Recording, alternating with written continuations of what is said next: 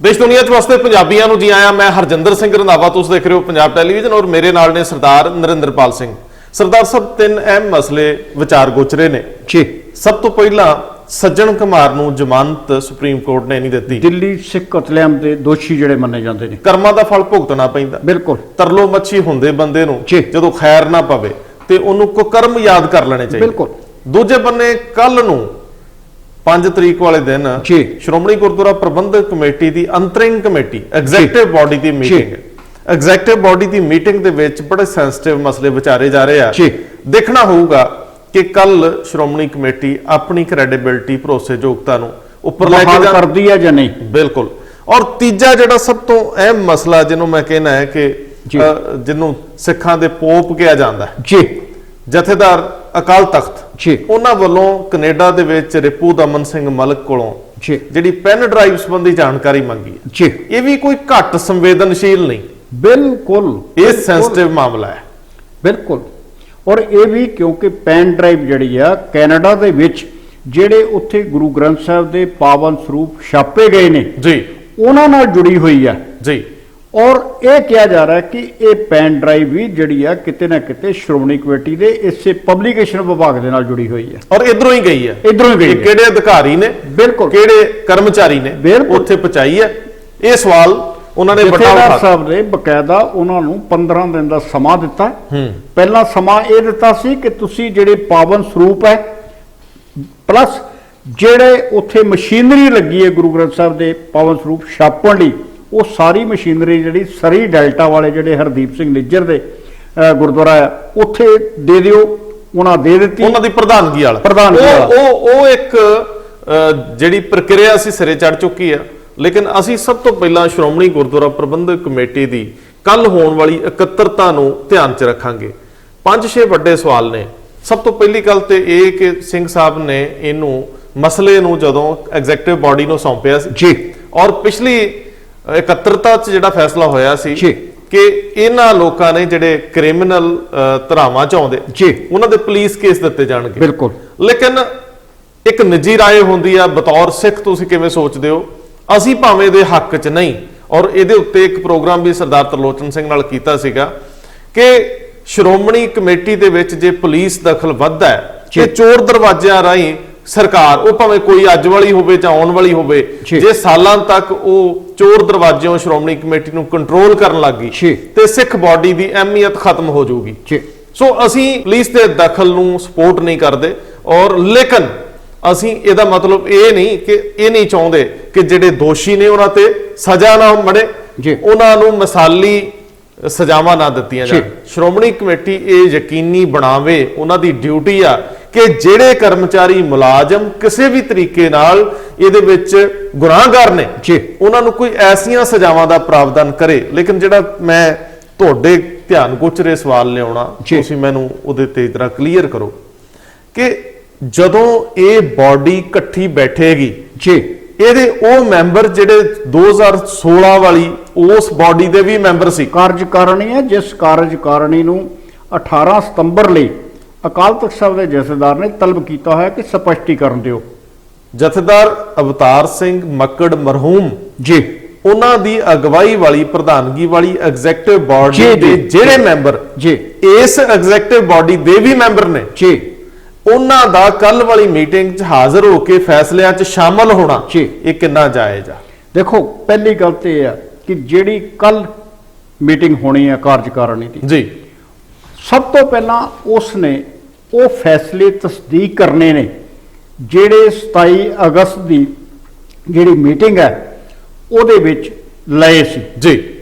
ਚਾਹੇ ਉਹ 4 ਬੰਦਿਆਂ ਨੂੰ डिसमिस ਕਰਨ ਦੇ ਸੀ ਜਾਂ 4 ਨੂੰ ਮੁਅੱਤਲ ਦੇ ਸੀ, 5 ਨੂੰ डिसमिस ਕਰਨ ਦੇ ਸੀ, ਜਾਂ ਵਿਭਾਗੀ ਜਾਂਚ ਦਾ ਮਸਲਾ ਸੀ। ਸਭ ਤੋਂ ਪਹਿਲਾਂ ਤੇ ਉਸ ਫੈਸਲੇ ਨੂੰ ਤਸਦੀਕ ਕਰਨਾ ਹੈ ਜੀ। ਲੇਕਿਨ ਸਵਾਲ 27 ਅਗਸਤ ਦੀ ਮੀਟਿੰਗ ਦੇ ਵਿੱਚ ਹੀ ਸਾਹਮਣੇ ਆ ਗਿਆ ਸੀ ਕਿ ਜਦੋਂ 2016 ਵਾਲੀ ਜਿਹੜੀ ਐਗਜੈਕਟਿਵ ਹੈ ਉਹਦੇ ਉੱਪਰ ਇਹ ਦੋਸ਼ ਲੱਗਾ ਕਿ ਇਸ ਐਗਜੈਕਟਿਵ ਨੇ अपनी जिहड़ी भूमिका सी, अपने फर्ज जिहड़े सी नहीं निभाए, पश्चाताप तक नहीं कीता। और उस एग्जैक्टिव नूं, उस कार्यकारिणी नूं जदों बुलाया आ देखो माफ करना, ਅੱਜ ਅਵਤਾਰ ਸਿੰਘ ਮੱਕੜ ਇਸ ਸੰਸਾਰ 'ਚ ਨਹੀਂ ਹੈ ਬਿਲਕੁਲ। ਲੇਕਿਨ ਉਸ ਕਾਰਜਕਾਰਣੀ ਦੇ ਵਿੱਚ ਜਿਹੜੇ ਸਰਦਾਰ ਰਘੂਜੀਤ ਸਿੰਘ ਵਿਰਕ ਸਨ, ਸੀਨੀਅਰ ਮੀਤ ਪ੍ਰਧਾਨ, ਜੂਨੀਅਰ ਮੀਤ ਪ੍ਰਧਾਨ ਕੇਵਲ ਸਿੰਘ ਬਾਦਲ, ਜਨਰਲ ਸਕੱਤਰ ਸਾਹਿਬ ਸੁਖਦੇਵ ਸਿੰਘ ਭੌਰ ਔਰ ਬਾਕੀ ਜਿਹੜੇ ਮੈਂਬਰ ਨੇ, ਜਿਨ੍ਹਾਂ 'ਚ ਇੱਕ ਮੈਂਬਰ ਜਿਹੜੇ ਨੇ ਰਜਿੰਦਰ ਸਿੰਘ ਮਹਿਤਾ ਵੀ ਨੇ ਜੀ। ਜਦੋਂ ਇਹ ਸਾਰੇ 14 ਮੈਂਬਰ ਸਾਹਿਬਾਨ ਜੀ, ਇਹਦੇ 'ਚ ਦੋ ਮੰਨਿਆ ਜਾਂਦਾ ਅਹੁਦੇਦਾਰ ਤੇ ਮੈਂਬਰ ਜੀ, ਜਦੋਂ ਸਾਰੇ ਹੀ 14 ਦੇ 14 ਤਲਬ ਕੀਤੇ ਹੋਏ ਨੇ ਅਕਾਲ ਤਖਤ ਸਾਹਿਬ ਤੇ ਸਪਸ਼ਟੀਕਰਨ ਦੇਣ ਲਈ, ਫਿਰ ਇਹ 27 ਅਗਸਤ ਦੀ ਮੀਟਿੰਗ ਦੇ ਵਿੱਚ ਸ਼ਮੂਲੀਅਤ ਕਿਸ ਤਰ੍ਹਾਂ ਹੋਗੀ? ਬਿਲਕੁਲ, ਇਹ ਉਸੇ ਦਿਨ ਯਕੀਨੀ ਬਣਾਉਣਾ ਚਾਹੀਦਾ ਸੀ ਜੀ। ਜੇ ਉਸ ਦਿਨ ਤਾਂ ਇਹ ਕਿਹਾ ਜਾ ਸਕਦਾ ਸਰਦਾਰ ਸਾਹਿਬ ਕਿ ਜਿਹੜੀ ਉਹਨਾਂ ਨੂੰ ਰਿਪੋਰਟ ਮਿਲੀ, ਲਿਫਾਫਾ ਬੰਦ ਸੀ, ਜੀ। ਹਦਾਇਤ ਸੀ ਐਗਜ਼ੈਕਟਿਵ ਚ ਖੋਲਣ ਦਾ, ਜੀ। ਇਹ ਕਹਿ ਸਕਦੇ ਆ। ਉਦੋਂ ਤੱਕ ਪਤਾ ਨਹੀਂ ਸੀ ਕਿ ਅਕਾਲ ਤਖਤ ਵੱਲੋਂ ਕੀ ਹੁਕਮ ਆਇਆ, ਲੇਕਿਨ ਮੰਨ ਲਿਆ ਉਸ ਦਿਨ ਮੌਕੇ ਤੇ ਖੁੱਲ ਗਈ। ਮੰਨ ਲਿਆ, ਤੁਸੀਂ ਹੱਸੋ ਨਾ, ਮੈਨੂੰ ਪਤਾ ਤੁਹਾਨੂੰ ਪਤਾ ਹੈ ਕਿ ਪਹਿਲਾਂ ਖੁੱਲ ਗਈ ਹੋਊਗੀ। ਇਹ ਕੌਣ? ਨਹੀਂ, ਮੈਂ ਇਹ ਨਹੀਂ ਕਰ ਰਿਹਾ, ਮੈਂ ਇਹ ਨਹੀਂ ਕਹਿ ਰਿਹਾ। ਅਕਾਲ ਤਖਤ ਸਾਹਿਬ ਨੇ ਜੋ ਬੰਦ ਲਿਫਾਫਾ ਦਿੱਤਾ, ਬੰਦ ਲਿਫਾਫੇ ਦੇ ਵਿੱਚ ਨਾਂ ਨੇ ਜਿਹੜੇ ਇਸ ਸਾਰੇ ਪ੍ਰਕਰਣ ਦੇ ਵਿੱਚ ਦੋਸ਼ੀ ਮੰਨੇ ਗਏ ਨੇ, ਕਲਰਕ ਸੇਵਾਦਾਰ ਤੋਂ ਲੈ ਕੇ ਚੀਫ ਸਕੱਤਰ ਤੱਕ ਜੋ ਵੀ ਉਹਨਾਂ ਨੇ ਆਪਣਾ ਲਿਖਿਆ ਲਫ਼ਜ਼ ਵਰਤੇ ਨੇ ਜੀ। ਲੇਕਿਨ ਜਿਹੜਾ ਪ੍ਰੈਸ ਰਿਲੀਜ਼, ਜਿਹੜੀ ਪ੍ਰੈਸ ਨੋਟ ਮੀਡੀਆ ਨੂੰ ਦਿੱਤੀ ਗਈ ਪੰਜ ਸਿੰਘ ਸਾਹਿਬਾਨ ਵੱਲੋਂ, ਅਕਾਲ ਤਖਤ ਸਾਹਿਬ ਵੱਲੋਂ, ਉਹਦੇ ਵਿੱਚ ਸਾਫ਼ ਲਿਖਿਆ ਗਿਆ ਕਿ 2016 ਵਾਲੀ ਜਿਹੜੀ ਆਬਜੈਕਟਿਵ ਹੈ, ਹਾਂ, ਉਹ ਫਿਰ ਇਹ ਕਿਸ ਤਰ੍ਹਾਂ ਮੈਨੂੰ ਇੱਥੇ ਮਾਫੀ ਮੰਗਣੀ ਪਊ। ਇਹ ਤੁਸੀਂ ਠੀਕ ਕਹਿ ਰਹੇ ਹੋ ਕਿ 2016 ਵਾਲੀ ਐਗਜ਼ੈਕਟਿਵ ਬਾਡੀ ਦਾ ਤਾਂ ਉਹਨਾਂ ਨੇ ਆਪਣੀ ਪ੍ਰੈਸ ਕਾਦੀ ਸੀ, ਉਹਨਾਂ ਨੇ ਬਿਲਕੁਲ ਵੀਡੀਓ 'ਚ ਹੀ ਕਿਹਾ ਸੀ, ਵੀਡੀਓ 'ਚ ਕਿਹਾ, ਕੋਈ ਕਾਗਜ਼ ਪੜਨ ਦੀ ਤਾਂ ਲੋੜ ਹੀ ਨਹੀਂ ਸੀ। ਔਰ ਬਿਲਕੁਲ ਠੀਕ ਹੋ, ਪਹਿਲੀ ਗੱਲ ਤਾਂ ਇਹ ਸੀ ਕਿ 27 ਨੂੰ ਜਿਹੜੇ ਭੱਦਰ ਪੁਰਸ਼ 16 ਵਾਲੀ 'ਚ ਸੀ, ਉਹਨਾਂ ਨੂੰ ਉਦੋਂ ਨਹੀਂ ਸੀ ਜਾਣਾ ਚਾਹੀਦਾ, ਜਾਂ ਪ੍ਰਧਾਨ ਦੀ ਜ਼ਿੰਮੇਵਾਰੀ ਸੀ ਕਿ ਉਹਨਾਂ ਨੂੰ ਕਹਿੰਦੇ ਬਿਲਕੁਲ ਪ੍ਰਧਾਨ ਜੀ ਦੀ ਜ਼ਿੰਮੇਵਾਰੀ ਬਣਦੀ ਹੈ ਤੁਸੀਂ ਸੁਰਖਰੂ ਹੋ ਕੇ ਆਓ ਨਾ, ਜਾਂ ਪ੍ਰਧਾਨ ਜੀ ਦੀ, ਜਾਂ ਜਿਹੜੇ ਐਕਟ ਦੇ ਜਾਣਕਾਰ ਸ਼੍ਰੋਮਣੀ ਕਮੇਟੀ ਦੇ ਅਧਿਕਾਰੀ ਸੀ। ਬਿਲਕੁਲ ਠੀਕ ਹੈ, ਉਹ ਨਹੀਂ ਜਾਣਦੇ ਕਿ ਅਕਾਲ ਤਖਤ ਸਾਹਿਬ ਦਾ ਸਿਧਾਂਤ ਕੀ ਹੈ। ਬਿਲਕੁਲ, ਅਕਾਲ ਤਖਤ ਸਾਹਿਬ ਜਦੋਂ ਕਿਸੇ ਨੂੰ ਸਪਸ਼ਟੀਕਰਨ ਦੇਣ ਲਈ ਸੱਦ ਲੈਂਦਾ, ਉਹ ਤਾਂ ਇੱਥੋਂ ਤੱਕ ਕਹਿ ਦਿੰਦੇ ਨੇ ਕਿ ਤੁਸੀਂ ਅਗਰ ਦਾੜੀ ਕੋਈ ਬੰਦ ਹੈ ਤੇ ਦਾੜਾ ਪ੍ਰਕਾਸ਼ ਕਰਕੇ ਖੋਲ ਕੇ ਜਾਣਾ ਪੈਂਦਾ ਤੁਹਾਨੂੰ ਅਕਾਲ ਤਖਤ ਸਕੱਤਰੇ ਦੇ ਵਿੱਚ, ਪੰਜ ਸਿੰਘ ਸਾਹਿਬ ਤੇ ਸਨਮੁਖ, ਇੱਥੋਂ ਤੱਕ ਪਾਬੰਦੀਆਂ ਨੇ। ਅੱਛਾ, ਲੇਕਿਨ ਤੁਸੀਂ ਹੁਣ ਉਦੋਂ ਜਾਣ ਬੁੱਝ ਕੇ ਅਣਜਾਣ ਬਣ ਜਾਓ ਤੇ ਇਹ ਤੁਹਾਡਾ ਭੋਲਾਪਨ ਨਹੀਂ, ਇਹ ਗੁਨਾਹ ਹੀ ਮੰਨਿਆ ਜਾਏਗਾ। ਇਹ ਬੜਾ ਵੱਡਾ ਸਵਾਲ ਹੈ ਕਿ ਜਦੋਂ ਅਕਾਲ ਤਖਤ ਸਾਹਿਬ ਵੱਲੋਂ ਕਿਸੇ ਨੂੰ ਇਹ ਕਹਿਤਾ ਗਿਆ ਕਿ ਤੁਸੀਂ ਸਾਰੇ ਇੱਥੇ ਆਓ ਜੀ, ਪੇਸ਼ ਹੋਵੋ, ਬਿਲਕੁਲ ਇਹਦਾ ਮਤਲਬ ਹੈ ਜਿਵੇਂ ਬਾਕੀ ਮੁਲਾਜ਼ਮਾਂ ਦੇ ਉੱਤੇ ਇੱਕ ਹਰਫ ਹੈ, ਹਾਂ, ਜਿਨ੍ਹਾਂ ਨੂੰ ਦੋਸ਼ੀ ਕਹੋ ਨਾ ਕਹੋ, ਹਰਫ ਹੈ, ਜਿਨ੍ਹਾਂ ਨੂੰ ਸਸਪੈਂਡ ਕਰ ਦਿਓ, ਟਰਮੀਨੇਟ ਕਰ ਦਿਓ, ਹਾਂ, ਤੇ ਫਿਰ ਜਿਹੜੇ ਸਿਆਸਤਦਾਨ ਐਗਜ਼ੈਕਟਿਵ ਬਾਡੀ 'ਚ ਬੈਠੇ ਆ ਜੀ, ਉਹ ਸੁਪਰ ਬੌਸ ਤਾਂ ਹੋ ਨਹੀਂ ਸਕਦੇ। ਜਿਨ੍ਹਾਂ ਨੇ ਸ਼੍ਰੋਮਣੀ ਕਮੇਟੀ ਦੇ ਬਣਾਏ ਨਿਯਮਾਂ ਨੂੰ ਲਾਗੂ ਤੇ ਕੀ ਪਾਸ ਕਰਨਾ ਸਭ ਤੋਂ ਮੈਂ ਕਿਹਾ ਨਵੇਂ ਨਿਯਮ ਵੀ ਬਣਾਉਣ ਵਾਲੇ ਆ ਅਜਲਾਸ ਵਿੱਚ ਬਹਿ ਕੇ। ਬਿਲਕੁਲ ਨੀਤੀ, ਇਹਨਾਂ ਲੋਕਾਂ ਨੂੰ ਸਭ ਤੋਂ ਪਹਿਲਾਂ ਕੱਲ ਵਾਲੀ ਮੀਟਿੰਗ ਦੇ ਵਿੱਚੋਂ ਬਾਹਰ ਕੀਤਾ ਜਾਣਾ ਬਣਦਾ ਜੀ। ਔਰ ਇਹ ਨਹੀਂ ਕਿ ਤੁਸੀਂ ਉਹਨਾਂ ਨੂੰ ਪਹਿਲਾਂ ਬਕਾਇਦਾ ਦੱਸਿਆ ਜਾਣਾ ਚਾਹੀਦਾ ਕਿ ਤੁਸੀਂ ਅਕਾਲ ਤਖਤ ਤੋਂ ਸੁਰਖਰੂ ਹੋਵੋ। ਬਿਲਕੁਲ, ਜੇ ਇਹਨਾਂ ਨੂੰ ਏਜੰਡੇ ਦੇ ਵਿੱਚ ਚਿੱਠੀ ਗਈ ਵੀ ਹੈ, ਦੇਖੋ ਦੋ ਚੀਜ਼ਾਂ ਨੇ, ਜਦੋਂ ਇਸ ਮੀਟਿੰਗ ਦਾ ਏਜੰਡਾ ਗਿਆ ਹੋਏਗਾ ਉਹ ਹਰ ਸ਼ਖਸ ਨੂੰ, ਚਾਹੇ ਅਹੁਦੇਦਾਰ ਆ ਚਾਹੇ ਮੈਂਬਰ ਆ, ਉਹਨੂੰ ਬਕਾਇਦਾ ਉਸ ਦੇ ਨਾਮ ਤੇ ਚਿੱਠੀ ਲਿਖੀ ਜਾਂਦੀ ਕੱਲੀ ਕੱਲੀ, ਬਿਲਕੁਲ, ਕਿ ਤੁਸੀਂ ਇਸ ਤਰੀਕ ਨੂੰ ਆ ਰਹੇ ਹੋ, ਆ ਏਜੰਡਾ ਆ। ਔਰ ਉਹ ਜਿਹੜਾ ਏਜੰਡਾ ਲਿਖਿਆ, ਜਿਨ੍ਹਾਂ ਨੇ ਉਹ ਏਜੰਡਾ ਲਾਗੂ ਕੀਤਾ ਤੇ ਭੇਜਿਆ, ਉਹਨਾਂ ਨੂੰ ਵੀ ਸੋਚਣਾ ਪਏਗਾ ਕਿ ਅਸੀਂ ਕੀ ਕੀਤਾ। ਜਿਹੜੀ ਇਹ ਮੀਟਿੰਗ ਹੈ, ਇਸ ਮੀਟਿੰਗ ਦੇ ਵਿੱਚ ਇੱਕ ਤਾਂ ਅਸੀਂ ਜਿਹੜਾ ਇਹ ਮਸਲਾ ਡਿਸਕਸ ਕੀਤਾ, ਦੂਜਾ ਜੀ ਕਿ ਤੁਸੀਂ ਜਿਹੜੀ 27 ਤਰੀਕ ਸੀ ਜੀ, 27 ਵਾਲੀ, ਮਾਫ ਕਰਨਾ, 27 ਵਾਲੀ ਮੀਟਿੰਗ 'ਚ ਜਿਹੜੇ ਡਿਸੀਜਨ ਲਏ ਆ ਜੀ, ਜੇ ਤੁਸੀਂ ਉਹਨਾਂ ਨੂੰ ਤਸਦੀਕ ਨਹੀਂ ਕਰ ਰਹੇ ਜੀ, ਇਹਦਾ ਮਤਲਬ ਹੈ ਕਿ ਐਕਟ ਅਨੁਸਾਰ, ਸ਼੍ਰੋਮਣੀ ਕਮੇਟੀ ਦੇ ਸੰਵਿਧਾਨ ਅਨੁਸਾਰ, ਬਿਲਕੁਲ ਉਹ ਸਾਰੇ ਬੇਮਾਨੇ ਆ। ਦੇਖੋ, ਜਿੰਨਾ ਚਿਰ ਇੱਕ ਮੀਟਿੰਗ ਤੋਂ ਬਾਅਦ ਅਗਲੀ ਮੀਟਿੰਗ ਪਹਿਲੇ ਫੈਸਲਿਆਂ ਨੂੰ ਤਸਦੀਕ ਨਹੀਂ ਕਰਦੀ, ਉਦੋਂ ਪਹਿਲੇ ਫੈਸਲੇ ਬੇਮਾਨੇ ਹੋ ਜਾਂਦੇ। ਦੇਖੋ, ਤੁਸੀਂ ਜਦੋਂ ਫੈਸਲੇ, ਪਹਿਲੀ ਗੱਲ ਇਹ ਆ ਕਿ ਅਸੀਂ ਕੱਲ ਵੀ ਜ਼ਿਕਰ ਕੀਤਾ ਸੀ ਕਿ ਕੁਝ ਸ਼੍ਰੋਮਣੀ ਕਮੇਟੀ ਮੈਂਬਰ ਜਿਹੜੇ ਇਸ ਵੇਲੇ ਇਸ ਕਾਰਜਕਾਰਣੀ ਦੇ ਵਿੱਚ ਨੇ, ਉਹ ਇਸ ਕੱਲ ਦਾ ਆਪਣਾ ਇਤਰਾਜ਼ ਜਤਾ ਚੁੱਕੇ ਨੇ ਜੀ ਕਿ ਇਸ ਮੀਟਿੰਗ ਦੇ ਵਿੱਚ ਜਿਹੜੀ 27 ਦੀ ਹੋਈ ਆ, ਸਾਨੂੰ ਉਹ 10 ਜਿਹੜੇ ਪੇਜ ਦਾ ਜਿਹੜਾ 10 ਪੰਨਿਆਂ ਦਾ ਜਿਹੜਾ ਸੀਗਾ ਜੀ ਰਿਪੋਰਟ ਜਥੇਦਾਰ ਅਕਾਲ ਤਖਤ ਸਾਹਿਬ ਦੀ, ਉਹ ਸਾਨੂੰ ਨਹੀਂ ਦਿੱਤੀ ਗਈ। ਸਿਰਫ ਇੱਕ ਪ੍ਰੈਸ ਨੋਟ ਜਿਹੜਾ ਜਨਤਕ ਕੀਤਾ ਗਿਆ ਉਹੀ ਪੜ੍ਹ ਕੇ ਸੁਣਾਇਆ ਗਿਆ। ਜੀ ਹੁਣ ਆਖਰਕਾਰ ਉਹ ਜਿਹੜੀ ਕੱਲ ਤੱਕ ਇਹ ਅਫਸੋਸ ਸੀ ਕਿ ਸ਼ਾਇਦ ਸ਼੍ਰੋਮਣੀ ਕਮੇਟੀ ਜਾਂ ਅਕਾਲ ਤਖਤ ਸਾਹਿਬ ਦੇ ਜਥੇਦਾਰ ਉਹ 10 ਪੇਜ ਦਾ ਜਿਹੜਾ ਆਪਣਾ ਹੁਕਮ ਹੈ ਉਹਨੂੰ ਵੀ ਜਿਹੜੀ ਰਿਪੋਰਟ ਆ, ਫਾਈਨਲ ਰਿਪੋਰਟ ਆ, ਉਹਨੂੰ ਜਨਤਕ ਕਰਨਗੇ। ਜੀ ਜੀ ਲੇਕਿਨ ਹੁਣ ਤੁਹਾਨੂੰ ਉਹ ਰਿਪੋਰਟ ਆਖਰਕਾਰ ਤੇ ਕੋਈ ਨਾ ਕੋਈ ਫੈਸਲਾ ਲਿਆ ਗਿਆ ਹੋਏਗਾ ਵੀ ਕੌਣ ਕਿਸ ਤਰ੍ਹਾਂ ਦੋਸ਼ੀ ਆ। ਜੀ ਇਹਨਾਂ ਨੇ ਕਿਹਾ ਜੀ ਅਸੀਂ ਇੱਕ 4 ਮੈਂਬਰੀ ਵਕੀਲਾਂ ਦਾ ਪੈਨਲ ਬਣਾ ਦਿੱਤਾ ਜਿਹੜਾ ਕਾਨੂੰਨੀ ਕਾਰਵਾਈ ਕਰੇਗਾ। ਤੇ ਜਦੋਂ ਤੁਸੀਂ ਆਪਣੀ ਰਿਪੋਰਟ ਆਪਣੀ ਕਾਰਜਕਾਰਣੀ ਨੂੰ ਜਨਤਕ ਨਹੀਂ ਕੀਤੀ ਹੋਈ, ਫਿਰ ਤੁਸੀਂ ਕਿਹਦੇ ਕੋ ਪ੍ਰਵਾਨਗੀ ਲਓ? ਸਰਦਾਰ ਸਾਹਿਬ, ਉਸ ਤੋਂ ਵੀ ਅਗਲੀ ਗੱਲ ਹੈ ਕਿ ਜਦੋਂ ਕੋਈ ਮਸਲਾ ਐਗਜ਼ੈਕਟਿਵ 'ਚ ਚਲੇ ਗਿਆ ਜੀ, ਸ਼੍ਰੋਮਣੀ ਕਮੇਟੀ ਦੀ ਸਭ ਤੋਂ ਵੱਡੀ ਫੈਸਲੇ ਲੈਣ ਵਾਲੀ ਬੋਡੀ ਉਹ ਐਗਜ਼ੈਕਟਿਵ ਆ ਜੀ। ਐਗਜ਼ੈਕਟਿਵ ਦੇ ਵਿੱਚ ਤੁਸੀਂ 4 ਮੈਂਬਰੀ ਛੱਡ ਕੇ 10 ਮੈਂਬਰੀ ਬਣਾ ਲਓ, ਬਣਾਓ ਐਗਜ਼ੈਕਟਿਵ 'ਚ ਜੀ। ਇਹ ਨਹੀਂ ਕਿ ਪ੍ਰਧਾਨ ਨੂੰ ਤੁਸੀਂ ਇਖਤਿਆਰਾਤ ਦਿਓ ਜੀ। ਜਦੋਂ ਤੁਸੀਂ ਇਹ 12-14 ਲੋਕ ਜਿਹੜੇ ਆ ਜੀ ਉਹ ਬੈਠਦੇ ਹੋ ਤੇ ਉਹਦੇ ਵਿੱਚ ਤੁਸੀਂ ਇੱਕ ਪੈਨਲ ਤਗੜਾ ਬਣਾਓ ਜੀ। ਸਭ ਤੋਂ ਪਹਿਲਾਂ ਤੁਸੀਂ ਇਹਨਾਂ ਨੂੰ ਥੋਰੋਲੀ ਇਨਵੈਸਟੀਗੇਟ ਕਰਨ ਲਈ ਤਰੀਕੇ ਬਣਾਓ ਜੀ। ਜਿਨ੍ਹਾਂ ਨੂੰ ਅਸੀਂ ਨਹੀਂ ਕਹਿੰਦੇ ਕਿ ਤੁਸੀਂ ਕੋਈ 3rd ਡਿਗਰੀ ਦੇਣਾ ਉਹਨਾਂ ਨੂੰ ਜੀ। ਉਹ ਵੀ ਜ਼ਮੀਰ ਵਾਲੇ ਲੋਕ ਮਾੜੇ ਮੋਟੇ ਤਾਂ ਹੋਣਗੇ ਹੀ, 5% ਤਾਂ ਜਿਉਂਦੀ ਹੋਊਗੀ ਅੰਦਰ ਕੋਈ ਨੈਤਿਕਤਾ, ਦੱਸਣਗੇ।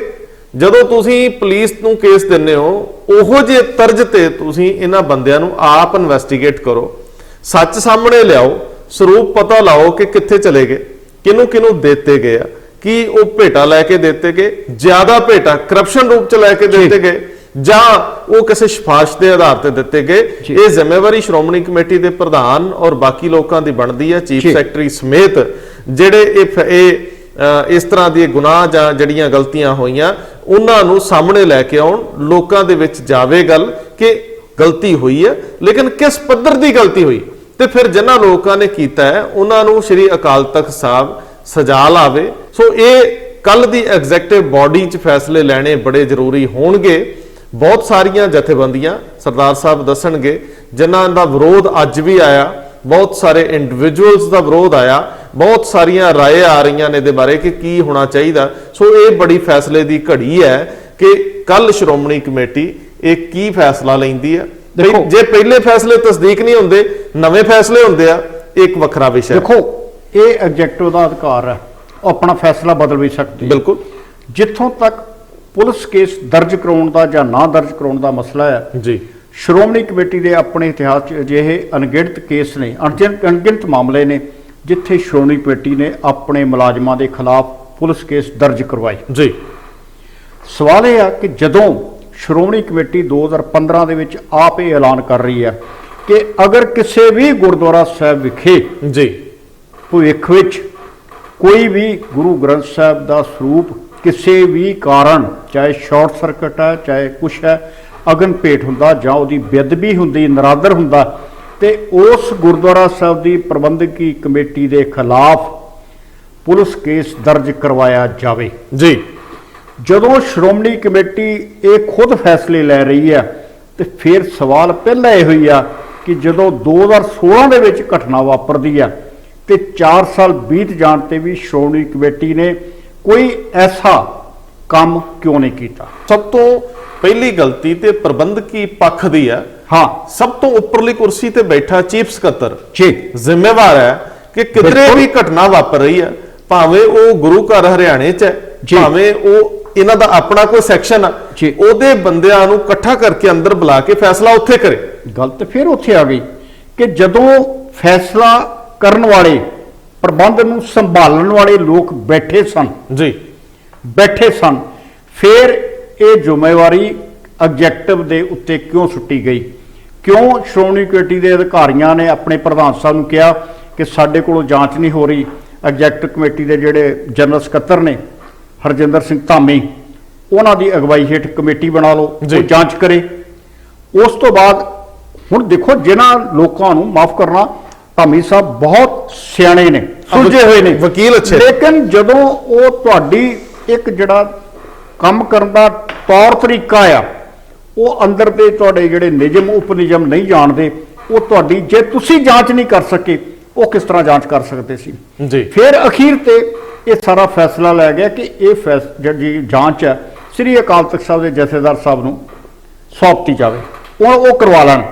ਤੁਹਾਨੂੰ ਯਾਦ ਆ, ਅਸੀਂ ਉਦੋਂ ਵੀ ਇਹ ਗੱਲ ਕਹੀ ਸੀ ਜੀ ਕਿ ਸ਼੍ਰੋਮਣੀ ਕਮੇਟੀ ਆਪਣੀ ਜ਼ਿੰਮੇਵਾਰੀ ਤੋਂ ਪਿੱਛੇ ਹਟ ਕੇ ਹੁਣ ਇਹ ਫੈਸਲਾ ਜਿਹੜਾ ਆ ਇੱਕ ਧਾਰਮਿਕ ਖੇਤਰ ਵਾਲੇ ਪਾਸੇ ਤੋਰ ਰਹੀ ਹੈ। ਇਹ ਆਪਣੀ ਜ਼ਿੰਮੇਵਾਰੀ ਤੋਂ ਪਾਸੇ ਹੋਣਾ ਸੀ। ਬਿਲਕੁਲ ਪਹਿਲਾਂ 77 ਭੱਜੇ ਨੇ, ਪਹਿਲਾਂ 77 ਪੱਧਰ ਤੇ ਬਿਲਕੁਲ। ਗਲਤੀਆਂ ਹੋਈਆਂ ਜੀ ਅੱਜ ਭਾਵੇਂ ਜਿਵੇਂ ਮਰਜ਼ੀ ਕਹੀ ਜਾਣ ਕਿ ਸਾਡਾ ਕੋਈ ਦੋਸ਼ ਨਹੀਂ, ਜੀ ਟਾਲਿਆ ਗਿਆ, ਮਸਲੇ ਤੋਂ ਪਾਸਾ ਵੱਟਿਆ ਗਿਆ, ਬਿਲਕੁਲ। ਮਸਲਾ ਵੱਡਾ ਹੋ ਗਿਆ।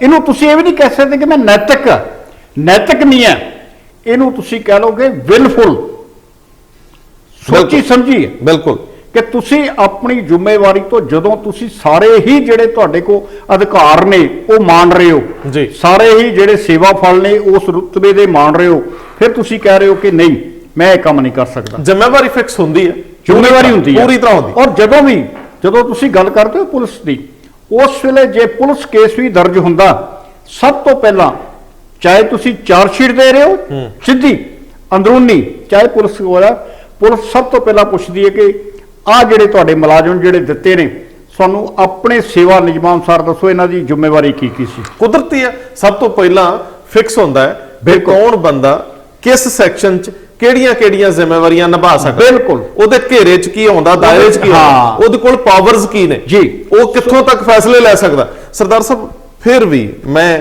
ਬਤੌਰ ਸਿੱਖ ਇਹ ਮਹਿਸੂਸ ਕਰਦਾ, ਤੁਸੀਂ ਕਹਿ ਰਹੇ ਹੋ ਕਿ ਸ਼੍ਰੋਮਣੀ ਕਮੇਟੀ ਨੇ ਸਮੇਂ-ਸਮੇਂ ਤੇ ਆਪਣੇ ਮੁਲਾਜ਼ਮਾਂ ਖਿਲਾਫ ਪਰਚੇ ਕਰਾਏ, ਬਿਲਕੁਲ ਕਰਵਾਏ ਨੇ, ਔਰ ਜਿਹੜੇ ਕਰਵਾਏ ਨੇ ਇਹ ਜਿਹੜੇ ਮੌਜੂਦਾ ਅਧਿਕਾਰੀ ਨੇ ਇਹਨਾਂ 'ਚੋਂ ਬਹੁਤੇ ਹੈਗੇ ਨੇ, ਇਸ ਥੱਲੇ ਹੈਗੇ ਨੇ। ਮੈਂ ਉਹੀ ਕਿਹਾ।